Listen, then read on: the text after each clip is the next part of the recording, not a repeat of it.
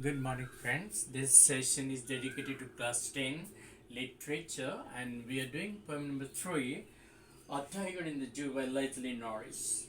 Well, the central idea of this poem is A Tiger in the Zoo is written by Leslie Norris.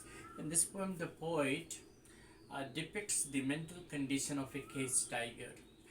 He highlights the fact that the need we should always try to leave the natural and the wild animals in their natural habitat. We should never get them confined to a cage or and should not imprison in the you know zoo or some other restricted place.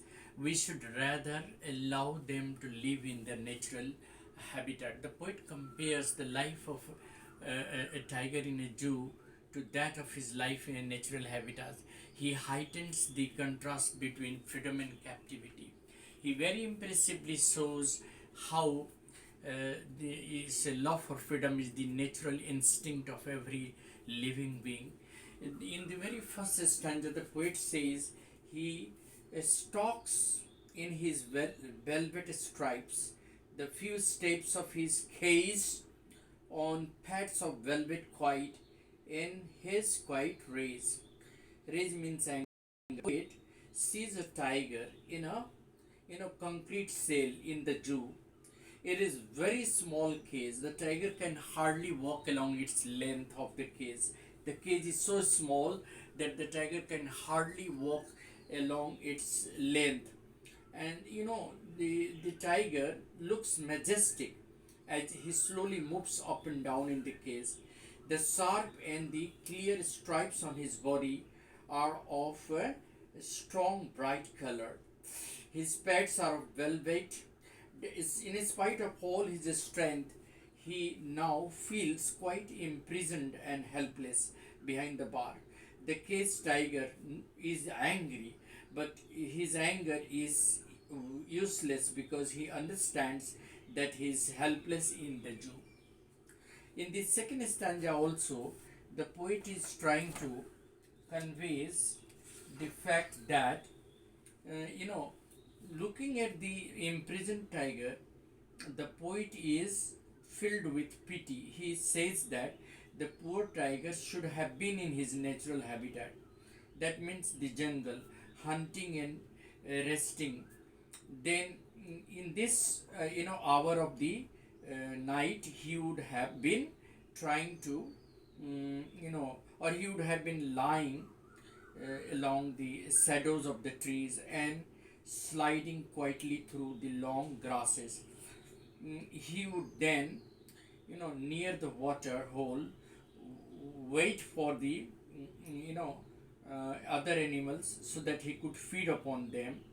He would be lying there in expectation of his heavy prey and heavy feast.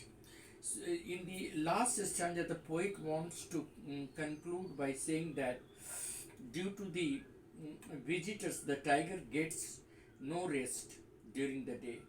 Even at night, he remains disturbed due to the noise that comes from the you know patrolling cars. The tiger has thus lost all the hope and feels very helpless. In this, he stares with his brilliant his eyes towards the stars shining brightly in the sky. It seems that he is looking for some sort of comfort and hope. In these, stars, his brilliant eyes show that he still hopes for the day when he would be free and would be breathing in his natural habitat, living his natural life. Therefore, the message behind this whole interpretation is that we should allow the wild animals to live and enjoy the freedom, because freedom or love for freedom is the natural instinct of every living being. The poet, rightly, makes a statement and gives a hint that we should, you know, we are continuously destroying the natural habitat of wild animals. That is one of the causes why they have to be confined to the cage of the zoo. Therefore, we should stop destroying their natural habitat and allow them to live in their natural habitat with their natural instinct, because the condition that is being depicted in the zoo is quite miserable and helpless. So the plea for, the poet makes a plea for giving freedom to the wild animals so that they could really live with the natural flavor of life in the natural habitat. Thank you. I'm sure you have understood this poem.